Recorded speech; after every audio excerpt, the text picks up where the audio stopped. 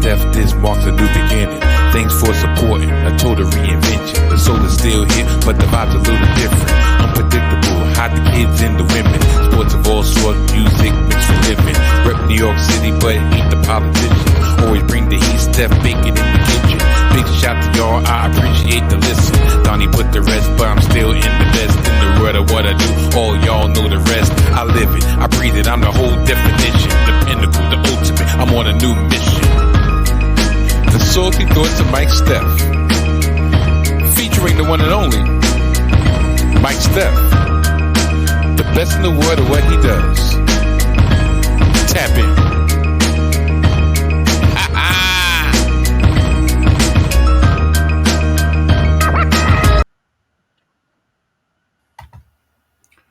What up, people? What up, people? What up, people?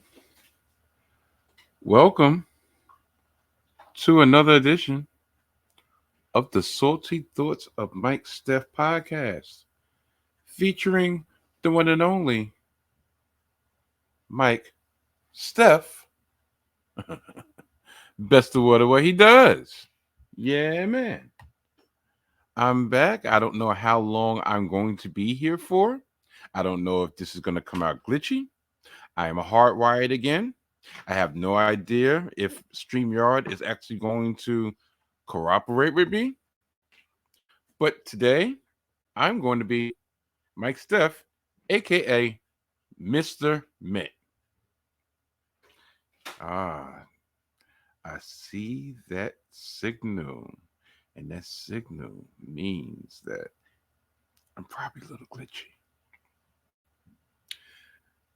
Before I get everything up and running, two things. Actually, three things. First and foremost, I'd like to apologize to my dozens and dozens of viewers out there for last week. Last week, I recorded a 40-minute episode, a quickie, if you will. And even in that quickie, in spots, it was a little glitchy. So I said, you know what? You know what I'm going to do? I'm just going to cut this up and spread it throughout the week. And there will be no audio version of episode 12. Yes, I know. This is episode 13. Usually, especially in TV shows, cartoons, back in the days, you get on the elevator and they would always skip the 13th floor. There wouldn't be any 13th floor because, of course, superstitious reasons, 13 was an unlucky number, right? So in my case, of course, 12 would be the unlucky number. 12 would be the missing episode, or should I say the missing full-length episode. And y'all got it in pieces. Y'all got it in bits and pieces last week. So for that, I do apologize. Hopefully you did enjoy some of the bits and pieces that you did get. To my audio listeners out there, I'd like to apologize also because I've been giving y'all the short end of the rope, short end of the deal, whatever, the last couple of weeks because I had my self-care sprinkler salt, which I did not record on StreamYard. That's probably why it came out pristine. But by me doing that, I couldn't strip the audio and make it an audio. So I apologize for that. And the last week, like I said, with all the glitches and technical problems, whatever, I didn't want to just put that out there, even though it's going to be about 40 minutes. So y'all went 2 weeks without getting an audio version. Matter of fact, y'all went 2 weeks without receiving the mothership, the flagship, if you will, of the Salty Thoughts of the Salty Thoughts of Mike Steph podcast. As you can tell, I'm kind of tired now because, as usual, I procrastinated. I've had this set up for like the last hour and a half, and my attention got diverted. But yeah, the flagship of the Salty Thoughts of Mike Steph podcast is always and always will be the audio version. So this weekend, I decided to drop a special audio only edition, audio only episode of the Salty Thoughts of Mike Steph, Sprinkle of Salt. It dropped last night / early this morning. And in that Sprinkle of Salt, I talk about how essential workers, aka expendable workers, are getting the foot up the ass from the establishment. Matter of fact, not even the foot up the ass. They're actually giving the establishment is actually giving us a kiss. So much for being a hero, right? But to hear that more in depth, please check out the audio version available now on streaming platforms where podcasts are available. Apple Podcasts, Spotify, Google Podcasts, the formerly named FM, amongst others. Oh, yeah. And Amazon Music, to say the least. You know what's so funny? 6 minutes in, and I thought I was not going to have any StreamYard slander, but guess what? StreamYard, you're effing with me. If this continues, because I don't think it's my connection, I don't think it's my cord. I don't think it's my wire. But if this continues, I might have to go audio only more often than not. So it's very important for you to, on whatever streaming platform you decide to listen to me on, it's very important for you to, what I need for you to do is please like, subscribe, press the notification button. So whenever I decide to drop, be the first ones to hear it.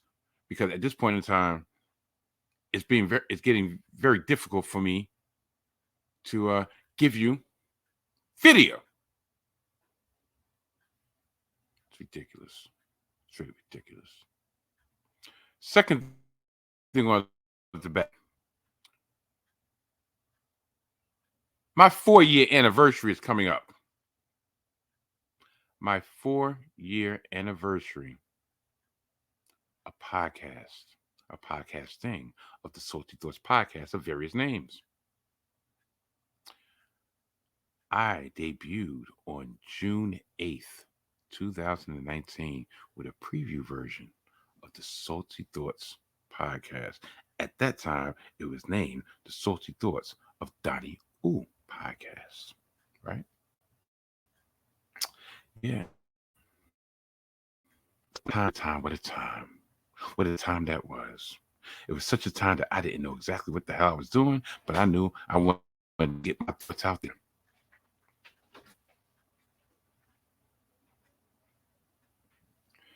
The preview of the Salty Thoughts of Donnie Ooh podcast, June 8th, 2019, right? Yeah. Those are the days. Those are the days. And then I followed that up. With the debut full-length episode entitled The Unprofessional Debut, June 16th, 2019. Yeah, it just coincided when Klay Thompson had tore his ACL in Game 6 of the 2019 NBA Finals. And we all know how that turned out. But yeah, regardless. Yeah, coming up and how I'm going to commemorate it. It actually falls on the weekend of Father's Day. And I'm not going to be in town on Father's Day because it's Father's Day. And also, it falls on the weekend of Juneteenth. So I don't know exactly what I'm going to do concerning dropping an episode. I might drop it early, I might drop it late, and I might not drop it at all. But let's just call this the anniversary month. So please join me in my celebration of this. And stay tuned in the upcoming days on what exactly I'm going to decide on how to celebrate 4 years of the Salty Thoughts podcast. But yeah, so that's number 2. That's number dos of El Pod topic. Number 3. I'm not going to get too much into it, but there has been a reason why the last couple of weeks have been sporadic or top of the head type deals, or not as streamlined as the beginning of this rebrand. And like I said, not to get too much into it, but a lot of things have been going on. Like I said, I had to take some time out for some self-care. Been dealing with some stuff. Unfortunately, I did. Well, there's two deaths. To people. Well, yeah, people that was in my life. Friend, neighbor, companion for damn near over 30 years. You know, he unexpectedly passed 2 weeks ago. A co-worker of mine that I've known, if I've been at the job for going on 20 years next month, I've probably known him for at least 18 of them. And I worked with him 3 days a week for the last year, for at least the last year. He unexpectedly passed that same week 2 weeks ago. And anytime, just matter of fact, I'm not even going to use an excuse of anything, but,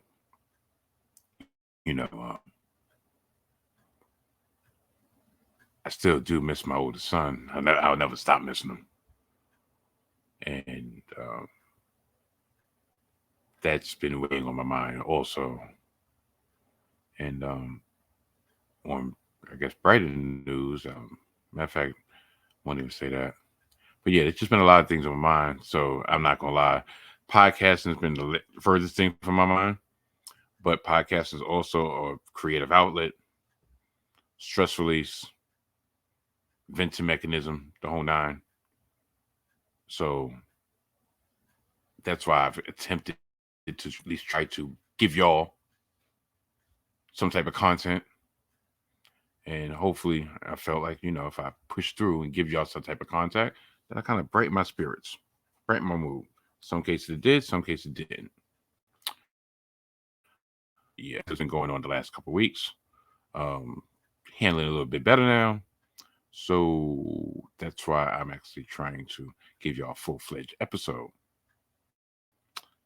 If StreamYard cooperates with yours truly. This is really pissing me off. It's really pissing me off. It's actually throwing me off my game. And to be blunt, since 3 weeks ago, Mother's Day weekend, when I had such the problems that I had to split the episodes into two. When I split the episode into two, it's kind of, lessen my motivation on doing a video version, which kind of defeats the whole purpose of this rebrand. So I don't know. Now, yeah, I could do it without all the nice graphics and everything, but I like the graphics. Gives it a little more pop. So yeah, that's what's going on. What's up to deck? What's on deck this week? Let me tell you. I plan on talking about my not so amazing Mets. Yeah, this is a Smitty from the Group Home special. They're actually going to lead off the podcast this week. We're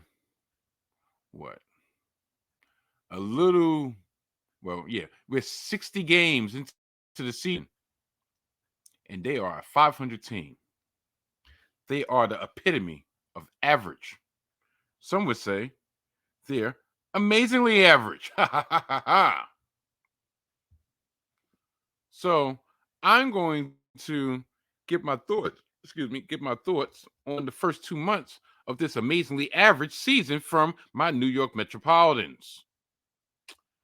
And would it be so apropos, because I have added some little tricks up my sleeve, because I've had nothing to do but think about how I'm going to detract from the fact that my podcast video is glitchy like a mother effer.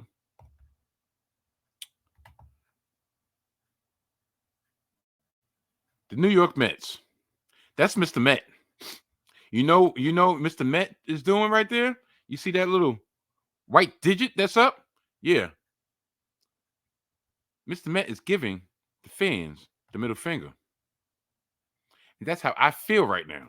I feel like this team is giving the collective fan base the middle finger for being as average as they are and not playing to the back of their baseball card, not playing to their expectations, and just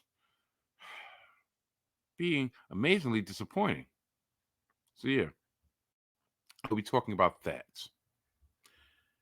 I will get into some wrestling talk because two things happened this weekend. One, this past Friday, we had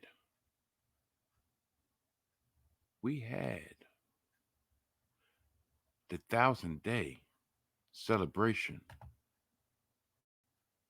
from, no, not there. Yeah, that guy, the tribal chief, Roman Reigns, celebrated his 1,000 days as Undisputed Universal Champion. And some discord happened within the bloodline. So I'm going to give you my little 2 cents on that. And last but not least, I attempted to stay up last night to watch New Japan Pro Wrestling's Dominion event. And I got halfway through and I fell asleep. So I finished watching the rest this afternoon. And boy, did I get a surprise this afternoon. When I was watching the 6-way match, the 6-man tag between Okada, Tanahashi, and Ishii versus Claudio, Shooter Umino,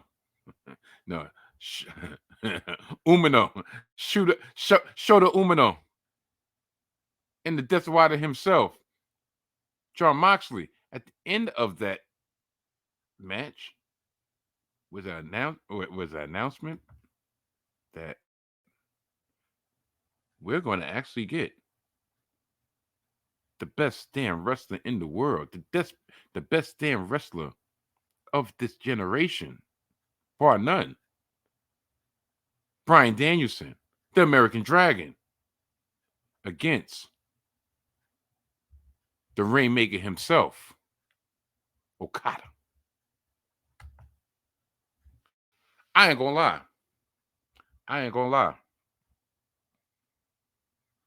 I was not really planning on ordering Forbidden Door. I didn't order it last year. And I remember there was all these jokes. Y'all cheap mother effers. Yeah, and I'm like, no, it's just the card didn't pull me.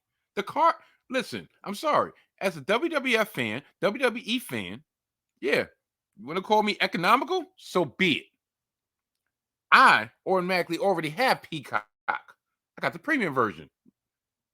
No commercials. So pretty much $10, I get to watch every live event of WWE for $10.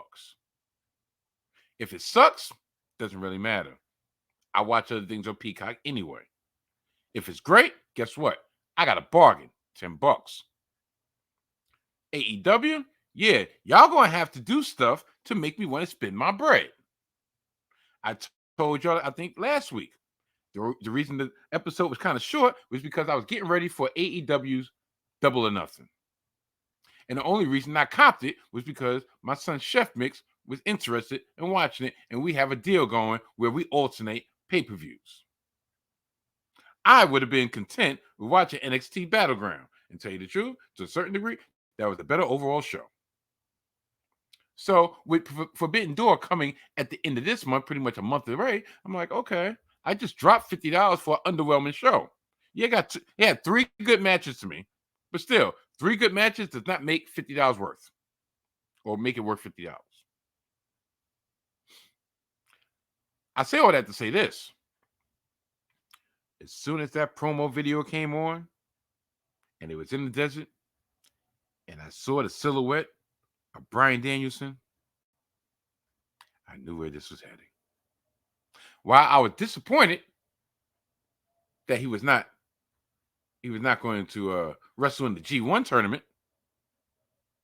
when I saw the silhouette, I'm like, oh, we're going to get Bryan versus Okada. Here you go.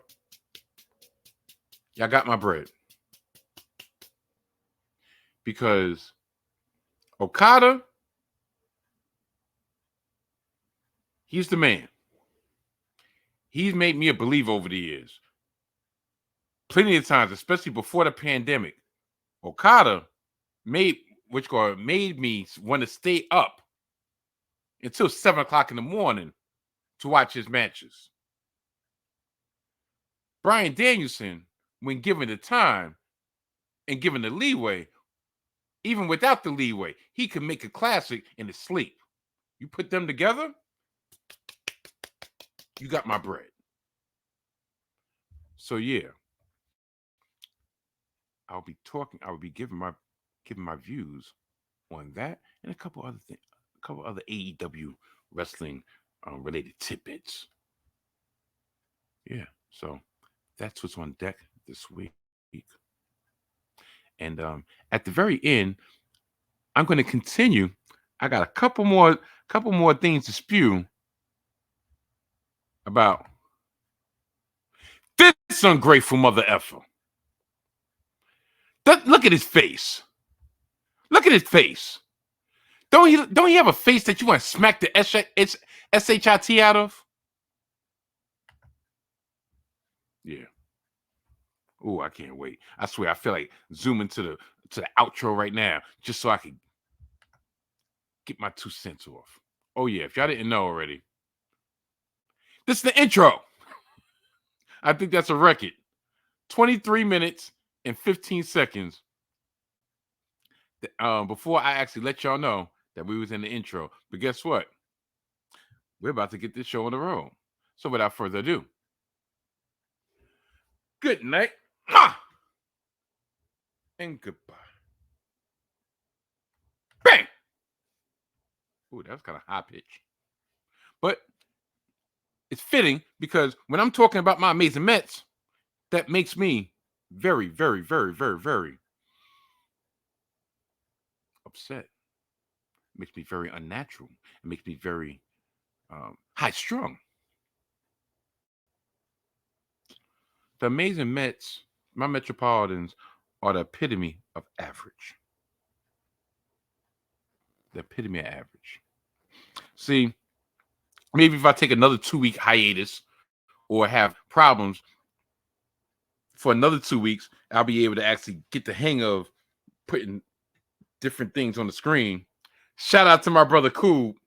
He know what I'm talking about. But until then, you're gonna have to get this primitive shit. I'm looking at the rankings for the New York Mets, right? And do you know in all the major categories, they're no higher than 15th.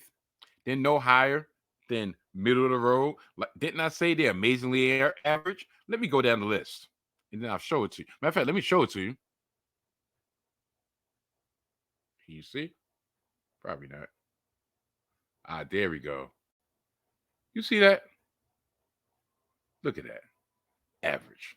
But in case you couldn't see it, in case you're listening to me, I'm going to go down the list. The amazing Mets. Freaking Metropolitans. Batting average. They're batting as a team 241 batting average. Good for 20th in MLB. On base percentage of 320. Good for 17th in MLB. They have scored a total of 254 runs so far this season in 60 games. That's good for 19th place. Home runs. They've socked 65 home runs. Good for 16th place. And you know, out of those 65 home runs, Pete Alonso has 20 of them. They have a percentage of 390. Good for 21st in the league. Pitching, which has been our downfall. We have a team ERA of 4.48. Good for 21st in the league. Batting average against. Teams are batting 246 against us, which is good for 15. That's our highest place. And walks plus hits per inning pitch, a.k.a. whip. 1.34, good for 21st in the league. Oh, I'm going to go down the list. I'm going to go down the list of the amazingly average players or the majorly average seasons that our players are having. Pete Alonso, through 59 games, is hitting 231 with 20 home runs, 46 RBIs. Do you know what that tells me? 20 home runs, 46 RBIs. That's telling me that nobody in front of him is getting on base. Because that's averaging a 2-run home run every time he hits a home run. To me, that's not a good percentage. Last year, he hit 40 home runs and had 131 RBIs. In 2019, his rookie year, he hit 53 home runs, 120 RBIs. So the people in the lineup in front of him are not getting on base. They're not setting the table. So while he's hitting for a low average, tell you the truth, besides 2020 with the abnormal season, he's on pace for his lowest average ever since he's been called up. I mean, he's never been a person that hit 300, but 260, 270 with the power and the on-base percentage, okay, 231, not doing it, buddy. Then we go to Jeff McNeil, 287, which is low for him because he's always 320, 315 batting average. Last year he hit for 326. He's never been known for power, but still 287, not good. Brett Bati, you know the so-called Steph, 39 games, hitting for 227. 4 home runs, 15 RBIs. On base percentage of 301. That's not going to get it done. Who's this other guy? How you pronounce the name? Vientos? Yeah, Mark. Him. Only in 11 games. Short sample, but ain't showing much. 11 games. Hitting below the Mendoza line, 172. Even worse, his on-base percentage is 194. Now, to me, this next guy, this is the problem. Francisco Lindor. 59 games. He's hitting 212. But what's worse? What's worse than that? You know what his on base percentage is? 284. That can't happen. Mr. $40 million man. That can't happen. There have been times this season that it's been Lindor and Alonso carrying us. Been Lindor and Alonso being the only ones, especially early in the season, were the only ones that was actually hitting. He has to be more consistent. It's just Nemo, 292. On base percentage of 375. Okay. But now we go to the pitching. And I'm going to single out three pitches. We have Matt Scherzer with an ERA of 3.21. He's 5-2, but 3.21. 48 Ks. That's not what we're paying you for. Not what we're paying you for. Yes, I know he was suspended for the sticky stuff. But speaking of which, I was trying to play this straight. I really was, but can I ever really play it straight? They said that the combination of rosin and sweat, when he got suspended, was above the threshold. It was too sticky. It was sticky beyond comparison, right? Would it be illegal if between innings, while he's in a dugout, he's actually digging something out to get some sticky substance?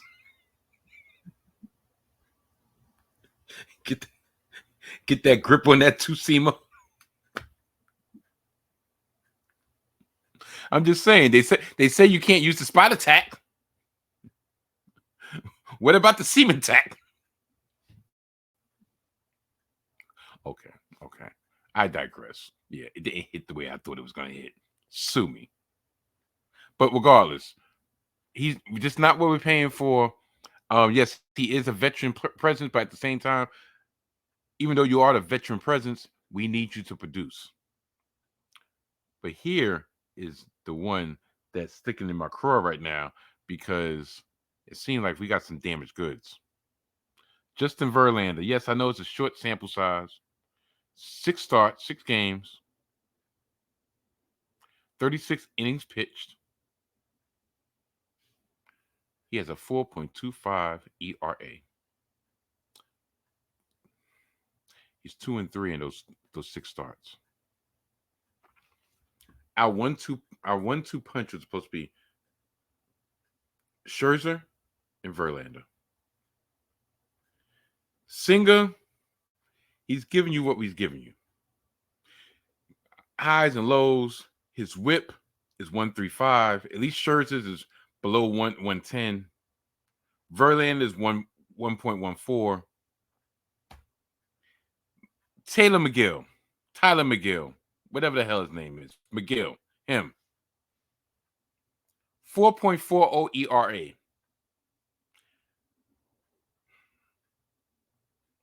I'll give him a pass because he's supposed to be that swing starter. He's not supposed to be firmly entrenched into rotation. Carrasco has been horrible. 5.74 ERA in 6 games.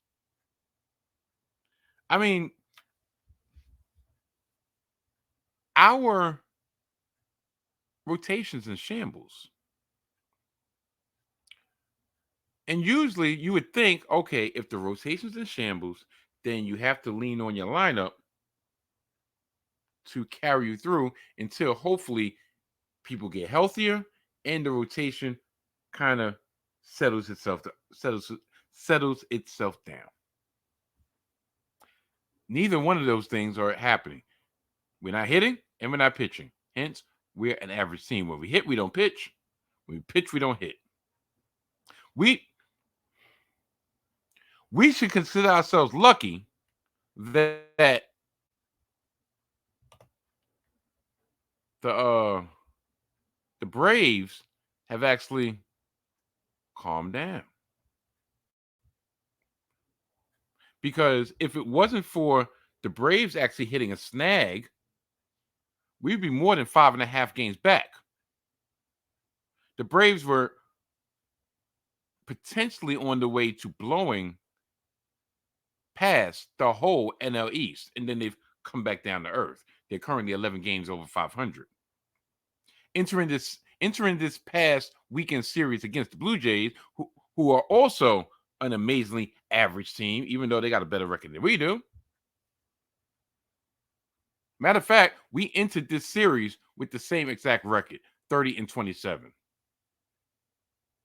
But they've been inconsistent also. We got swept by the Blue Jays.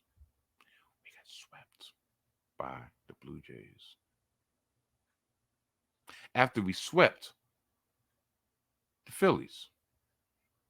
And we swept the Phillies after losing 2 out of 3 against the Rockies and losing 2 out of 3 against the Cubs. And prior to that, we went into Chicago riding a 5-game winning streak. You see how it just... Anthony Tacoma on Twitter, he always has, like, at the end of the game, he'll have his little quick recap, and he'll pretty much give us the record, and he'll give what we're on pace for. And right now, we're on pace for an 81-81 season, which will probably not be good enough to get us into the postseason. Right now, we're 2 games back behind Miami for the third and final wild card. As I told a coworker of mine the other day, I'm like, you know what? What San Diego proved last year was it didn't matter if you won 100 games or if you won 85 games. What matters was getting into the tournament and playing your best then. And right now, that's my mentality. Just get into the playoffs. Hopefully, tread water. Hopefully, around the trading deadline, you decide to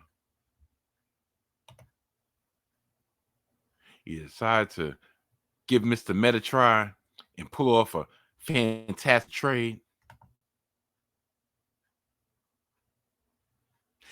We're going to have Mr. Met go across that negotiating table and give them the eye and say, what you got? Whatever you got, we buying. Because this is who I live for. The Mets, right here. That's those are my peoples. Those are my peoples. Yeah, those are my peoples. My peoples.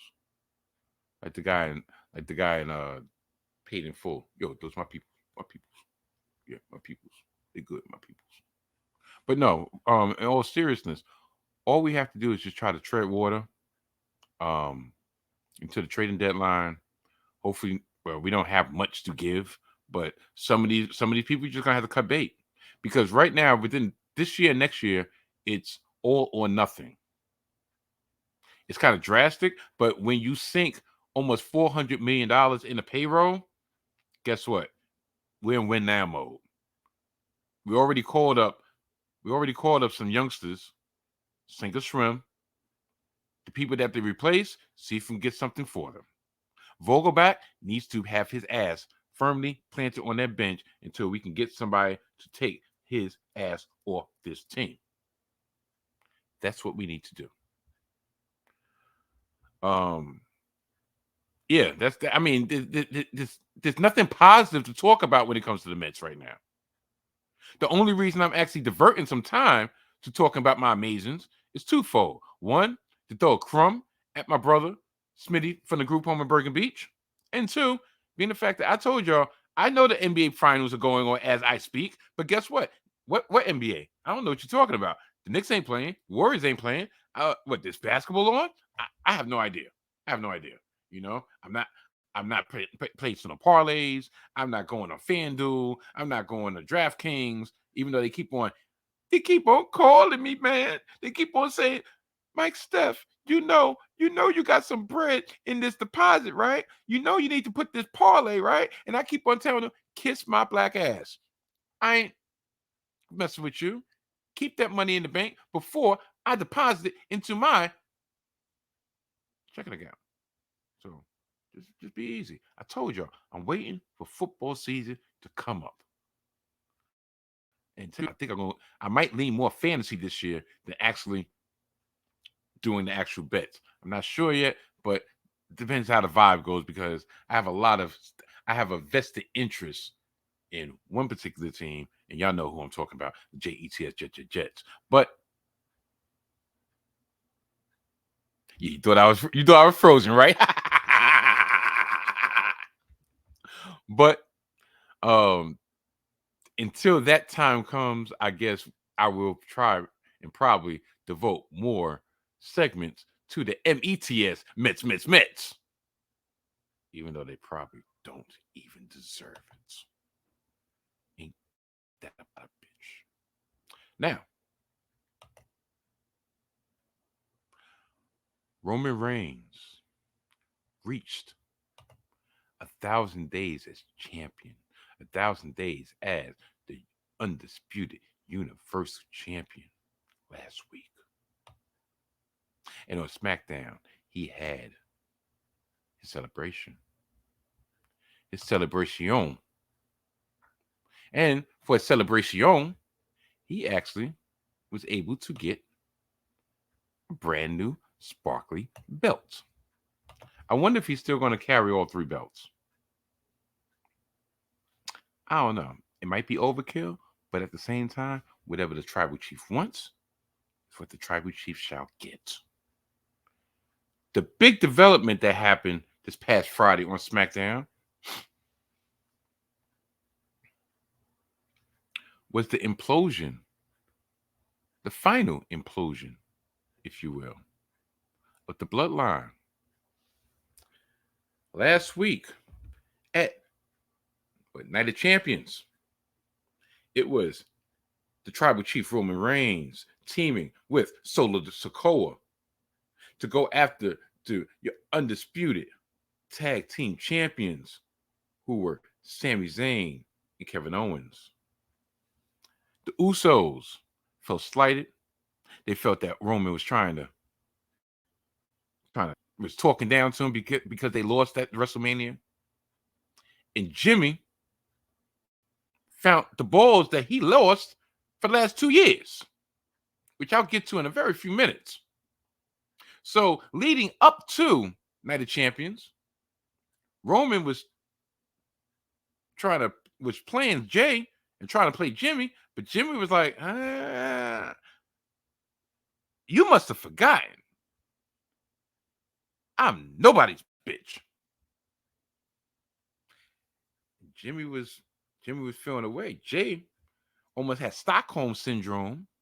Looked like an abuser, a battered wife. Like, I don't know what's going on. I don't know what's going on. I don't know what's going on. And that's not to make light of domestic abuse. Before anybody starts thinking like, damn, Mike, yo, you wrong for that. Look, listen.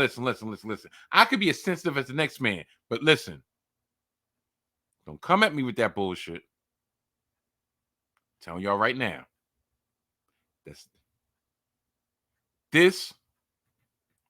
If you're thinking about if you want a place, a safe place, if you want a place for nothing but politically correct thoughts, you're at the wrong place.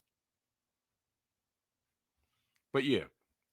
So at Night of Champions, when the Usos came, and their intent was to try to help Roman Reigns and their brother Solo capture the tag team champions, the tag team championships. An inadvertent double super kick in which they missed a super kick on Sami Zayn when Sami Zayn ducked, and they hit their own brother Solo. Roman Reigns, who had been knocked out the ring, only saw them hitting Solo, did not see the fact that Sami Zayn had ducked and moved out the way. So Roman came in there and was on some Debo shit, like, and start mushing Jay, and then which guard? Yeah, it was mushing Jay. Like, yo, what you doing? Jimmy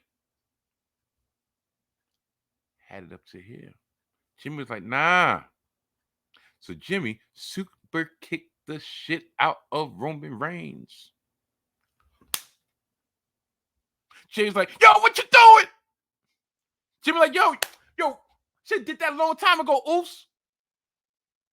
Yo, that's what that brother do. Looking out for you, brother.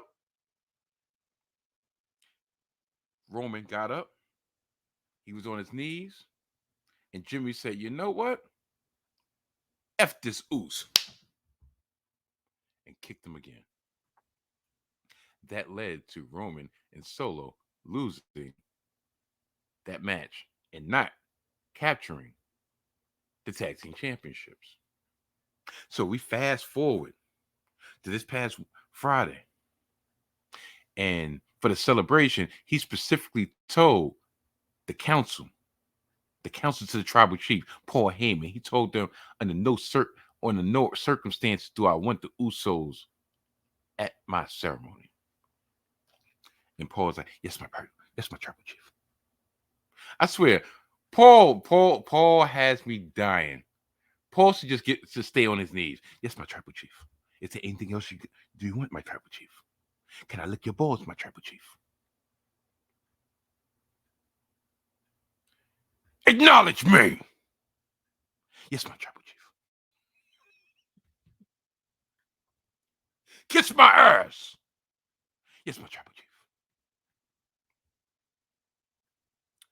So, throughout the ceremony, Triple H comes out. He gives Roman a new belt. Everybody has their opinion. Doesn't look that bad to me. It's a different color. It's not blue. It's not black. It's more like gold. I mean, it's fitting. And it does say Undisputed Universal. Undisputed Universal Champion. And that's who Roman Reigns is, right? So, the Usos come out. And Jimmy is leading the way. And Jimmy pretty much calls Roman out for his BS. He's like, look, Oos, at the end of the day, I don't like how you treated me. I don't like how you treated my brother Jay. And Solo, that's my brother. And he was talking to Solo like, look, at the end of the day, you see how he done treated us? He's going to treat you the same way. You got a decision to make. So Roman in this cocky ass, he tells Solo, yeah, go ahead, speak. And Solo looks at his brothers and looks at Roman. And he's like, I acknowledge you, my tribal chief. But those are my brothers. And he gives him back the microphone and he stands next to the Usos. To the Usos. The Usos.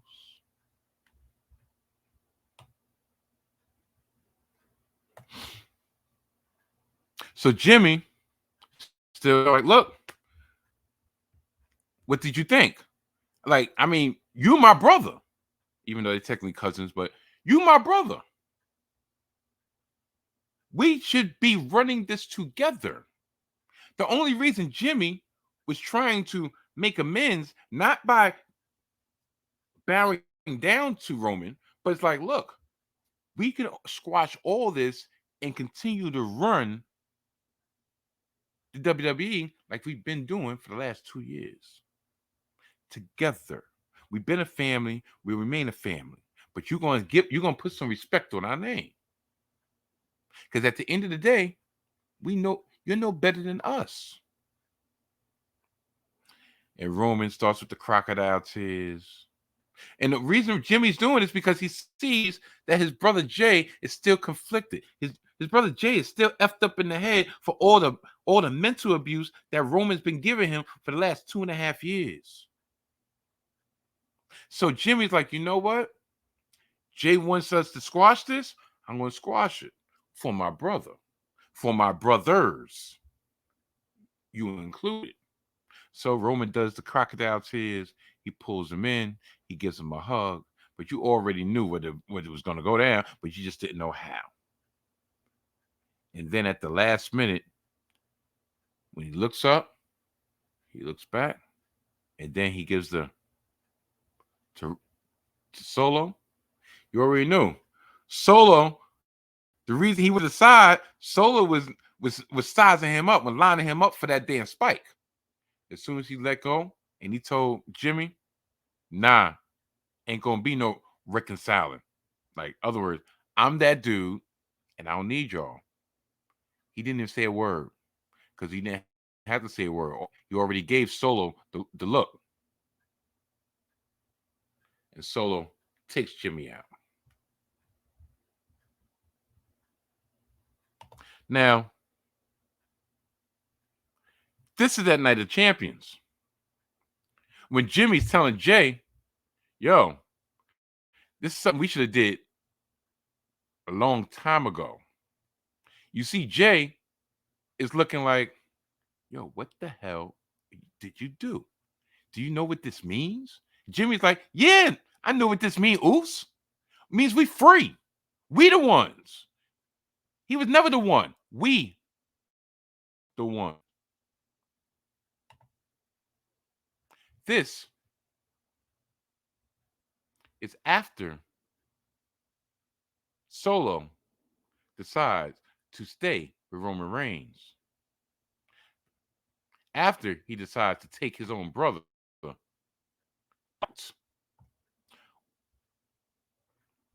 Right around now, Paul asked Roman Reigns, well, what about Jay? You know what Roman says? Jay gonna fall in line like he always does. Other words, Jay is not a threat. I am about Jay. We take care of Jimmy. Jay gonna fall in line. Jay don't have enough cojones to stand up to me. I done broke his spirit years ago. Now, before I finish this topic, there's 3 things that's happened since January, and that's why I say that the Bloodline storyline is the best thing going in wrestling today, because it even made me have to change my opinion not once but twice. Now, before Sammy broke away, right? I remember when Sammy turned on Roman at Royal Rumble. And Jay was so upset. Jay was so upset at Sammy because he had finally trusted Sammy. He had let his guard down to Sammy, and Sammy ultimately betrayed his trust. Even if it was for the right reasons, according to Sammy, he betrayed his trust. Jimmy was all with the shits. Jimmy was like, yo, I'm super kicking the hell out this dude. Jay walked away. In the lead up to WrestleMania, Jay was almost asserting his independence as due to his anger at Sammy breaking away. Sammy said, you're mad at me, not because of what I did. You're mad because you wish that you would have did it. And you didn't. That's why you pissed off at me. That's why you're so upset. Remember on a couple occasions, Jay was pretty much like, yo, I don't give a what Roman think, what the tribal chief say. Matter of fact, I should be the tribal chief. I'm the tribal. Pretty much, he was making decisions on his own. Jimmy was falling in line. after WrestleMania. Still, Jay was making decisions on his own. Jimmy falling in line. Remember, when Jay left, Roman put it on Jimmy of, all right, either he falls in line, if he don't come back, I'm taking it out on you. I don't remember Jimmy having this same energy when Roman was pretty much like, yo, get your brother or me and you gonna have a problem. Jay came back for the sake of his brother. But at the time, Jay didn't want to come back. Jay felt like he had to come back to protect his brother. Why was Jimmy so helpless back then? But now, it's almost like he didn't see the light. That's the part that I'm like, hold on. When did this role reversal happen? Now it's Jimmy reverting back to how he was when he first came back from injury 2 years ago to try to save his brother from the grips of Roman Reigns. And Jay is back into the. It's fascinating. It's fascinating. I don't really fault the storytelling. I mean, if you want to go into the minutia, yeah, there's little holes here and there, but it's the intricacies of the storytelling of these two twins. At the end of the day, these are two twins. So they're going to intertwine. Remember back in the day when Roman was like, yo, you want to be known as the other one? Picture that. Picture your cousin, somebody that you grew up with, and you got a twin brother, and he throwing in your face like, yo, you want to be known as the other one? Who are you, Jimmy or Jay? I don't know. Some BS, right? But that was that was at the very beginning of the brainwashing. That was the very beginning of the manipulation. That's what I'm saying. This story is the best thing going today. Now, what do I see happening? Because I'm probably not going to talk about wrestling again until Money in the Bank, which is about a month away from now. Everybody thought, myself included, that the next opportunity for Roman to lose this belt to Cody Rhodes. Oh yeah, you forgot about him, right? I ain't gonna lie. Everybody thought, all right, Cody lost at WrestleMania. He's definitely gonna get in SummerSlam. Right now, this Bloodline storyline is so intricate that we're going past SummerSlam. There's no way in hell you can insert Cody in the middle of that unless he wins Money in the Bank. And I don't think, matter of fact, since they're doing the qualifying matches and he has a quote unquote broken arm, he's not going to be in the Money in the Bank match.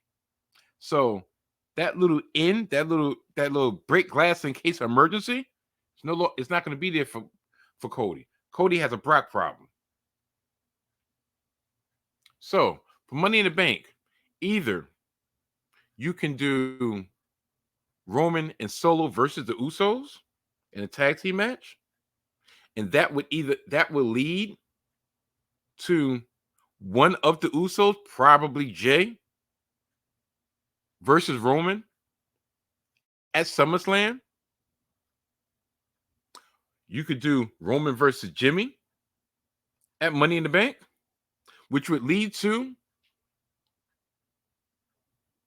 a tag team match at SummerSlam, which would lead to Roman versus Jay, which would probably lead to, at this point in time, knowing how the WWE is, even though the story is always revolved around Jay. Jay is the main piece of this Bloodline story opposite Roman. Solo is going to have a match against Roman before this totally dissipates. Before Roman loses this championship, and tell you the truth, it wouldn't surprise me if Matter of fact, it wouldn't surprise me if Roman keeps this championship until WrestleMania. All right. If you really believing into the fact that they kept it because he was so close to 1,000 days, they wanted him to make 1,000 days. Okay, guess what? The end of August makes 3 years for Roman being champion. All right. So do you think that they're going to take that belt off at the very beginning, less than a month before he makes 3 years? They're not. Now, for such a crowning achievement of whoever beats Roman Reigns, right? Do you really think they're going to do it at a side pay-per-view? They're going to do it at Payback. They're going to do it at Elimination Chamber. Matter of fact, you can even go to the Big Four. You really think they're going to do it at Survivor Series? That's not going to happen. Do you really think they're going to do it at Royal Rumble? At Royal Rumble, he'll be reaching about 1,200 days, which would be the third longest in history. They're not doing it then. Roman is keeping this belt until WrestleMania 40.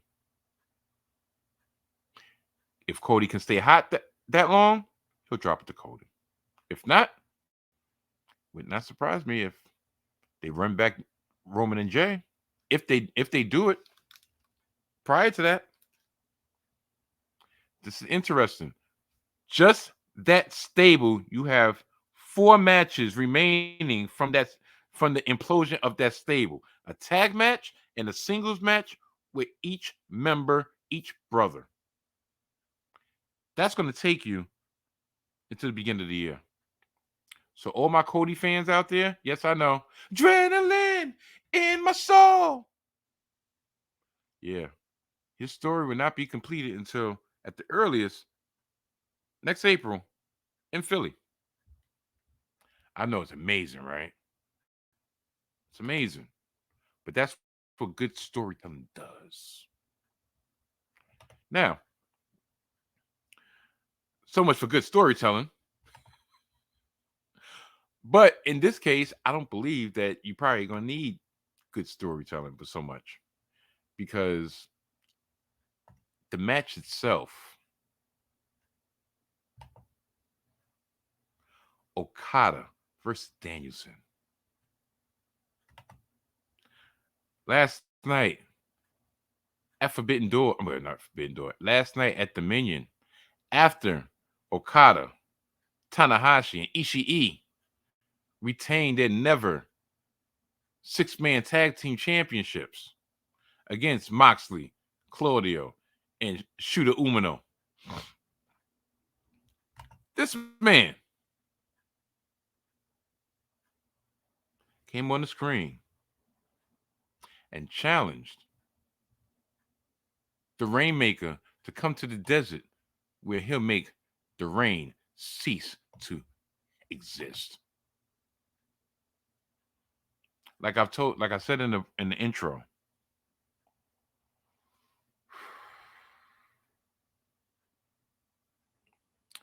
I think they're gonna get my $50. Because right now, Forbidden Door's lineup is starting like this. You're gonna have Omega versus Osprey 2. Anybody who saw their match at the Tokyo Dome at Wrestle Kingdom this past January, part 2, it's going to be a barn burner. Then you have, like I said, you have Okada versus Danielson. That would tell me, to tell you the truth, to me, those 2 matches right there, they're worth $50. They have a month to build these matches up and build the card up. And tell you the truth, I really don't care what the card is going to be like. Who MJF is going to face? I don't know. Will he face Sonata? Who knows? Punk, CM Punk, is he even going to be on Forbidden Door? Because he re-debuts June 17th on the new Collision show of AEW on Saturdays. Is he going to be on Forbidden Door? Would you put him on Forbidden Door? Or would you try to milk his in-ring return for maybe another show after that? I don't know. He was supposed to go against Tanahashi last year. He broke his foot. Tanahashi's free, even though he's more broken down than ever. I really felt bad watching him come down the aisle. So yeah, so I don't know. That's gonna be interesting also. They was teasing that they're gonna have FTR against Bushman for, I don't know if it's gonna be belt versus belt or just an exhibition. Well, the AEW titles versus the New Japan versus the IWGP titles tags. Don't know. I mean, there's so many combinations that could be available, but that one's going to be interesting. Now, before I wrap things up, I'm about to do it on this platform because I was asked in the DMs that what did I think about the return of CM Punk? And to tell you the truth, I'm not gonna lie, I really haven't thought about it. On one hand, I want to say that Punk's injuries, it's never a good time to get injured, but at the same time, he was starting. I don't know if they were going to start leaning toward a heel turn, or he was starting to get stale with the audience. So maybe this almost year off, this 8-9 months off, gives him a fresh start. Hopefully they have more than 2 opponents lined up for him. And I'm quite sure, being the fact he's had all this time off, he's probably thought like, all right, if I do come back, this is what I want this run to end up doing, because I know I don't have much time. The rumor has is that he's probably going to feud or have a program with Samoa Joe and rehash their ROH, their Ring of Honor battles from back 15 years ago. That seems interesting. I don't want any part of Chris Jericho near CM Punk, and neither should he. I don't care for all the backstage politics, backstage issues. I'm tired of seeing Chris Jericho on my screen. And this comes from somebody who used to consider himself the biggest Jericho-holic into numerous things over the last years that made me just like, do not want him on my screen. I don't wear none of his merchandise anymore. Do you know I had his Alpha Club t-shirt. I'm not tranquilo. I'm fucking crazy. His words, not mine. And I used to love that shirt. I haven't worn that shirt in 2 years. I really haven't. I'm that much against Chris Jericho. What are the Elite gonna do? Don't know, don't care. I think they've dropped the ball with Heyman Page, probably due to some fault of his own. The Bucks, they bore me. It is going to be interesting with how what the hell is his name? Takeshita, yeah, him. How they're going to weave him in, but I'm quite sure, people thought that Omega was referring to Okada as him going to have to get some backup. Being the fact that Okada is slotted against Danielson, that's not going to be him. So that only means one thing, and that means the return of Kota Ibushi, the return of the Golden Lovers. The Golden Lovers, the Golden Lovers, the Golden Lovers. Hence, I got on gold. It's purely a coincidence, but Yeah, that's has to be who he's referring to. You know, um, yeah, I was about to do something, but I'm not. So yeah, it's gonna be interesting. It's gonna be very, very, very, very, very, very, very, very, very, very, very, very interesting indeed. Like I said, you already got my money. They got my money. Now, before I get out of here, there are two things I wanted to talk about. One, and I teased it at the very beginning. This unlikable mother effer. Why? I'll give the writers of Power Book 2 Ghost the utmost credit. You want to know why? Because even though I can't stand that little smug mother effer, look at his face. Look at his face. Doesn't he have a face you just want to smack the shit out of? Even though I can't stand that mother effer, that ungrateful mother effer, that ungrateful bastard. They've crafted a storyline that makes you invested on seeing him survive. Now it's been what? Has it been a week? Who did y'all hear that? Hopefully y'all didn't. But has it been a week since the season finale? Because if it has, then guess what? Spoilers. Remember when Tariq was in jail at the end of what was it? Was it season 1 or season 2? I can't remember.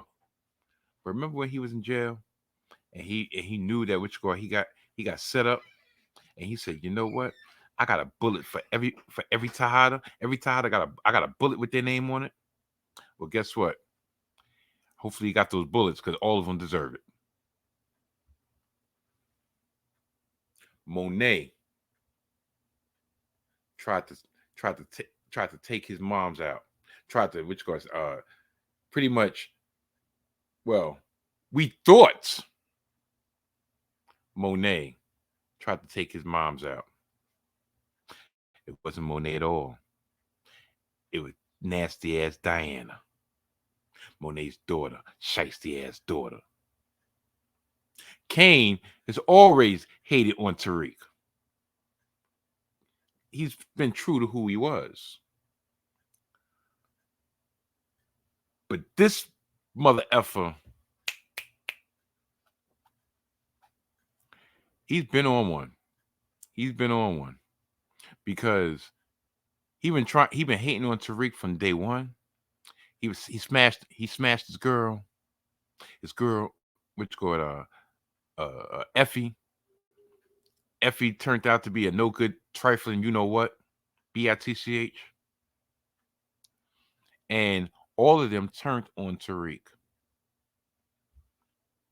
Effie, Diana, Kane, and the other one whose name is forgive me. I mean, which called just leave me right now. I don't know why. It's not Dre. What was his name? And it doesn't matter. Regardless, they all turned on Tariq. And the only person he has to trust is Braden. His version of Tommy Egan. Oh, yeah, Tommy returned in the episode too. And Scuttlebutt has it that when they got out of Dodge, they headed to Chicago to try to get help from Uncle Tommy. I'm sorry. If I was Tommy, I would do this to that little mother effer. Like the original Ghost did. He told Tariq, little nigga, I will kill you.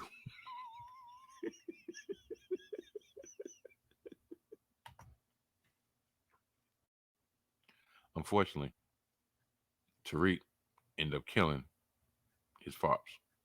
So that didn't happen. But yeah, I just like I said, I really want to go more in depth on certain things. And every time I get to that point, my mind just goes scatterbrain. So until I'm able to do it right, This will be a reoccurring theme this summer. I should name this segment I hate this little mother effer. Segment of the week.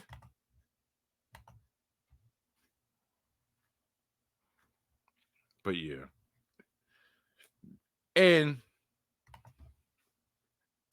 were these two just smashed already?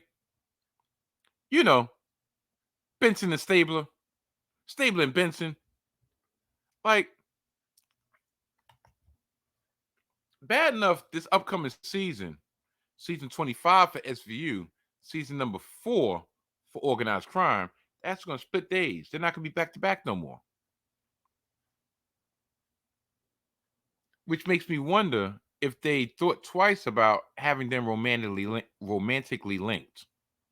I thought it was kind of in poor taste for them to kill Stabler's wife off, so he would have, so he would he would be free and give them a reason to have some type of storyline together on should they or should not, or they shouldn't.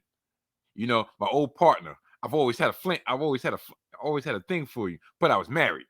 Or I always liked you, always loved you, but you were married. So therefore, I couldn't really act on that. But now, since your wife is deceased, now I could do me. Or matter of fact, since my wife is dead, now I could do you. But guess what? She doesn't want to give it up that easy because she's still on feelings because he left her 12 years ago, 13 years ago, 11 years ago.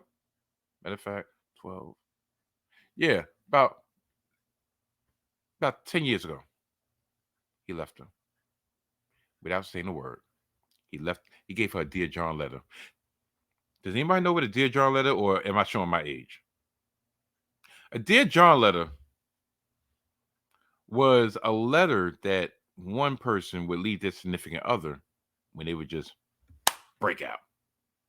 No such thing as, yeah, where daddy? Oh, we went to get a pack of cigarettes, but that was 6 months ago.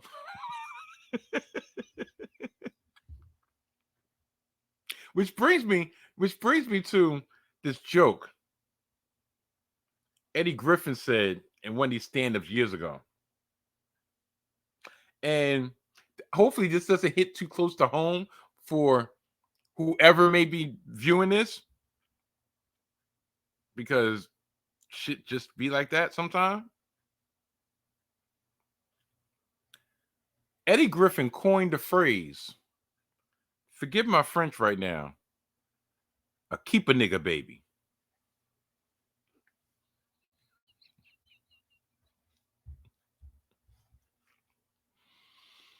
Do you know what that phrase means? Okay. If not, let me tell you. Okay. Someone has their picket fence, their yard, their 2 kids, their wife, nice home, married, and they got a side broad, and they make a mistake. Yeah, I said mistake. They made a mistake and got this side broad pregnant. Matter of fact, they made a mistake and did not protect themselves.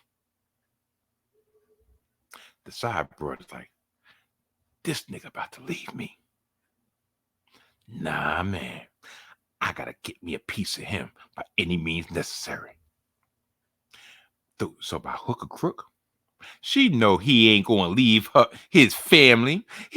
She know he ain't gonna ever make her number one. But she doesn't believe it. She said, you know what? Maybe if I have a kid, maybe if I have a baby, this nigga keep me.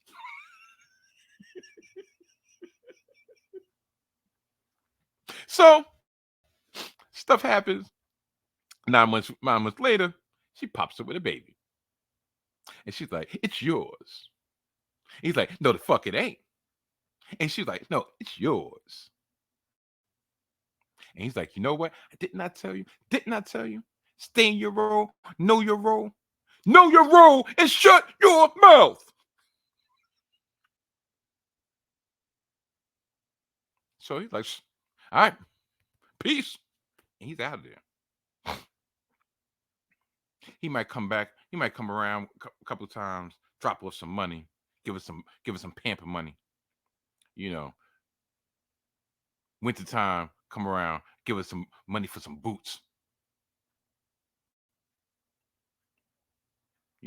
Maybe get some of that too. But he's never staying around because he ain't leaving his family. And he told her, didn't I tell you I ain't never gonna leave? You think that little mother effer is gonna be enough to make me stay? That's on you. Better go downtown and put yourself on some stamps. Get some stamps for that little motherfucker.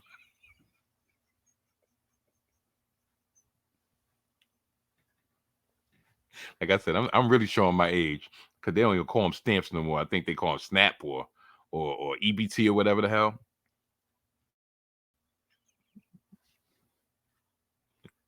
It's what it is. I forgot where I was going with all this. Stable and Benson. No, I wasn't even talking about that.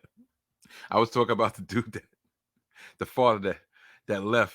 Dear John, that's what it was. Dear John. So yeah, they wrote the letter. Dear John, life goes on. By the time you read these lines, I'll be gone. Oh. By the time you read these lines, I'll be gone. That's and there was a show back in the 80s called Dear John. It was on Channel 4. I think it came on either Thursday nights or Saturday nights, or maybe it came on Thursday nights and they switched it to Saturday. It was about this dude that got a Dear John letter and was left to pick up the pieces of his life after his wife would say, life goes on. You know what probably happened? She probably got knocked up by her side dude trying to have her keep a nigga baby. With all that being said, I think it's time for me to get out of here. But before I go,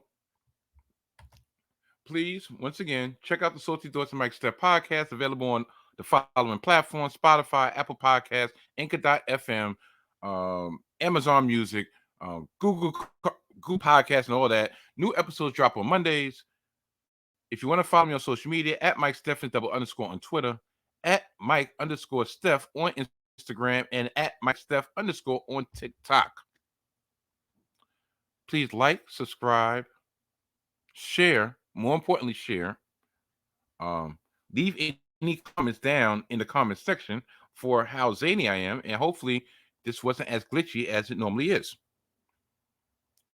If not, if it hasn't been, that's a win. That means I will continue doing video. But if it has been splotching and you see these up in parts 1, 2, 3, and 4, that probably means to check out the audio more often than not until I get all the gremlins out the machine. So yeah. So with all that being said, I will check y'all next week. Same Mike Steph channel. Same Mike Steph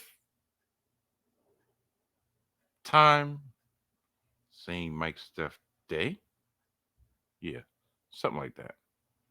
So, like I said, all that being said, I will see y'all next week. Goodbye.